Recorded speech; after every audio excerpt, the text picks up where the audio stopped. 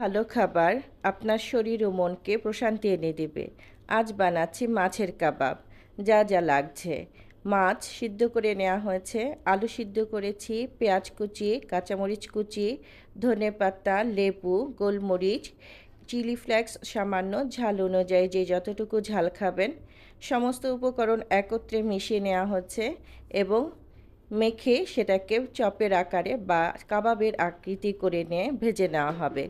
মাছে থেকে আমরা পাচ্ছি ওমেগা 3 ফ্যাটি অ্যাসিড, এছাড়াও পাচ্ছি ভিটামিন ডি, ভিটামিন এ, যা আমাদের হৃদরোগের জন্য খুবই ভালো, উচ্চ রক্তচাপ নিয়ন্ত্রণ করে।